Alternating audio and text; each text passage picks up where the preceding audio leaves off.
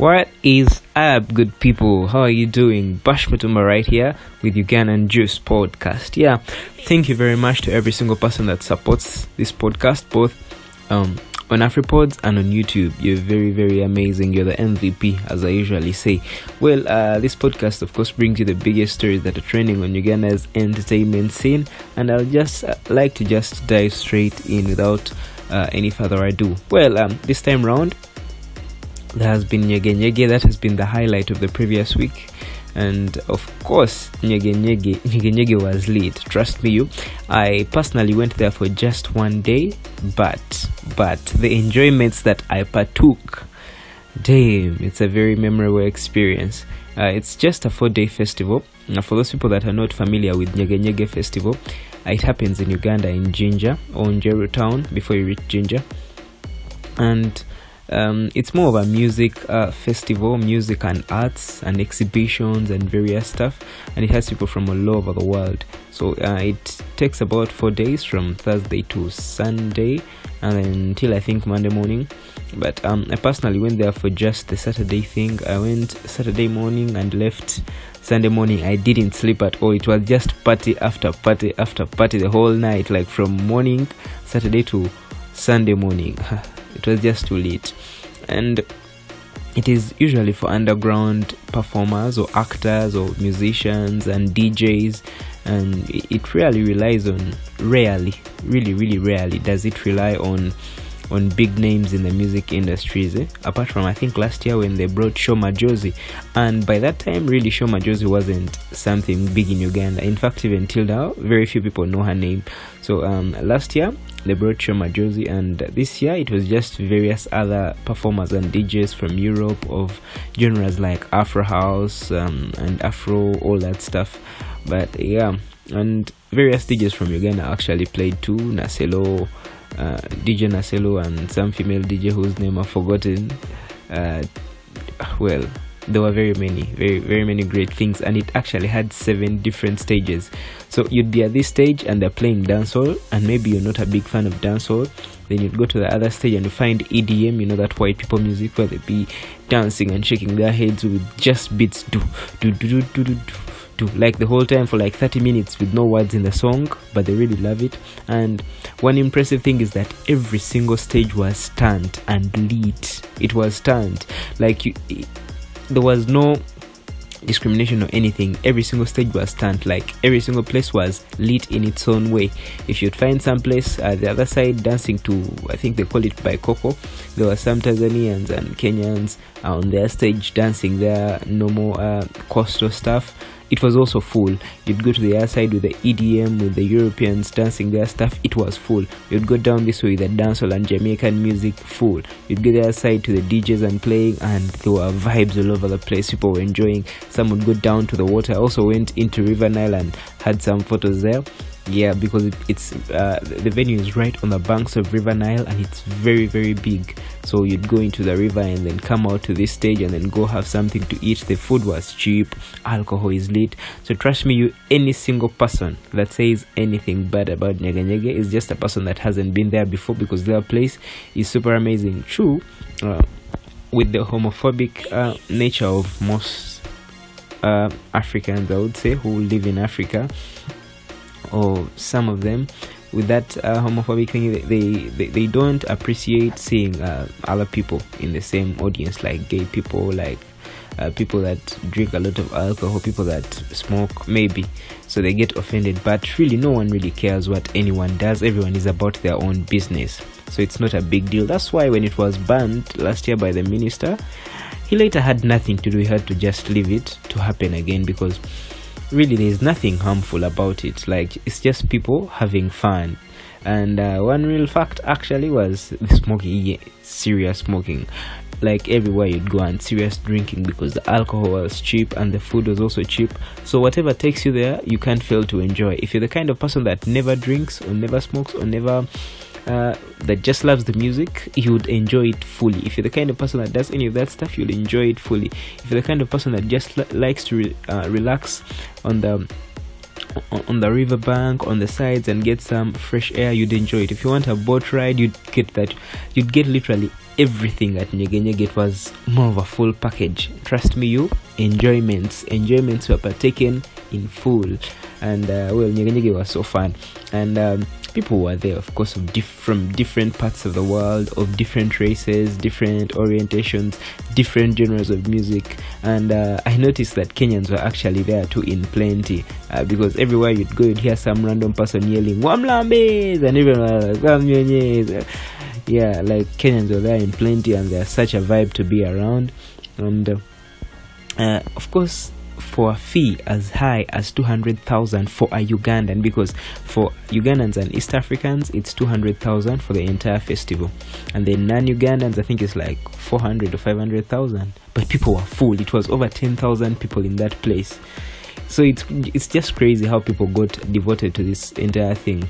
And actually, right after the festival, the fever was serious. People just wanted it not to end. They wanted it to be last for a little longer, because even some clique at the airport of people that were going out after the festival, going back to their countries, they were singing party after party, party after party. Party After Party is a new song by rapper Big Trill, and he got it from Pastor Semper.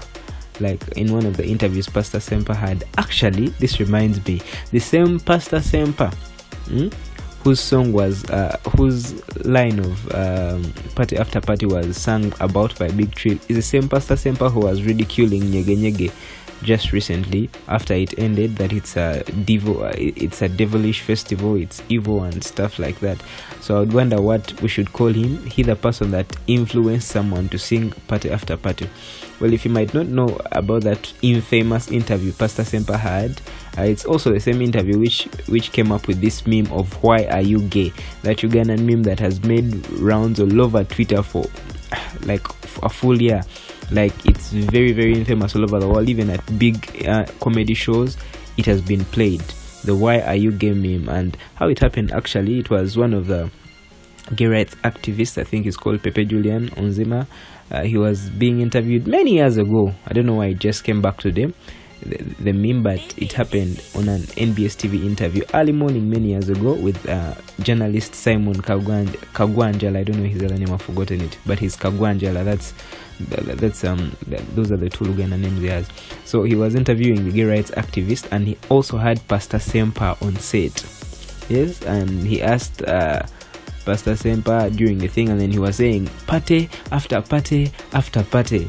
So somehow it has become a new saying once again after the "Why are you gay" meme became famous as well. Yeah, and someone sang it. So this guy is also saying that Nyege Nyege is evil. Well, fine, but talking of that "Why are you gay" meme, really it's a little unfortunate to some people. They find it offensive, but most people actually find it funny. Yeah, if you can, just Google "Why are you gay" or check YouTube "Why are you gay" and see those videos. Well, you'll decide whether it's funny or not, but it's a popular meme nowadays on Ugandan Twitter. Like, people just laugh about it every single day. It's just something they find very funny. Well, talking pastors still, after talking of Pastor Semper, I'll go to Pastor Bujingo now. Pastor Bujingo and his ex-wife cannot get fed up of being talked about in the news, really. And now the ex-wife has come back again and called him a deadbeat dad. Yes, that's what she has said. Well, remember they were in the news previously for things about dumping each other, when people were blaming Bujingo for dumping the wife and leaving her and going for another woman. Well, and Bujingo came out and defended himself that the woman wasn't giving him the matrimonial things that he was supposed to get from her. Like, she had sicknesses of fistula and all that stuff, and they spent 10 years without sharing a bed, that he had to leave, things of the sort. So it was a shaming according to most human rights activists, and they were all against Pastor Bujingo, and they ridiculed him for doing such a thing. And well, he later even apologized in his church. Trust me, this guy, he has like one of the biggest followings in Uganda when it comes to church business. Like, he has like the biggest following, very loyal sheep, I think is the word they use. The pastors are the shepherds, and the worshippers are the sheep, I guess. So yeah, he has like one of the biggest followings in this country. So he's a very famous guy, very, very popular. and he apologized actually. But now again, the wife is back into the news, and she went there this time with a claim that the man doesn't pay his children's school fees and tuition. That's what he claims. And according to Bujingo, he says all these are baseless arguments and lies, that the woman has her own intentions of doing all this. And in the audio that the wife shared with the media, you'd hear children or older kids, about 20 I think, crying and saying don't beat us and things like that. But the guy says he would never do such a thing, and it never even happened. And he says that their eldest child is now 28, and that he's the only one that was taking care of all those children ever since they were born, that the wife has never done anything. That he took the child to King's College Budo, and then she graduated as a telecom engineer from Makerere University, and now she's 28 and she has 2 kids whose father he has never met. So he says like this same girl is also one of the people that claim they are not being treated well by their father, or they are not being cared for by the father. So he says these are baseless arguments by the wife, and that she has her own motives and stuff. And he actually added more information that we might not have even needed. He said that he left that flat because it's a big house. He left it for the woman when they separated, and he left her with the 2 cars that she has in there, and that she's pretending because she's forcing life to show people that she's badly off, yet she is not badly off at all. And he said she even got the time to do some makeup and then sit in front of the camera looking so beautiful and pretending to try to get tears out which cannot come out and things of the sort. Well, this roller coaster of Pastor Ujima and his wife is something that should really end, because it doesn't show a great picture of people and the church and marriage as a whole. Because, well, you would wonder if you're to go and get advice from your religious leader, and he also has the same problems that you're having. So it's really hard to believe, but I hope they really sit down and settle this for the better. And well, of course, it's hard now not to talk about Fresh Kid this time around, and this time he has actually jumped onto another trend. He has sung a song about Kenzo-Rema, their breakup, and he called it Bacha Hour. Well, why it's a big deal right now is because he's still trying to sing, even though people once kicked him off stage with bottles, that pelted bottles at him.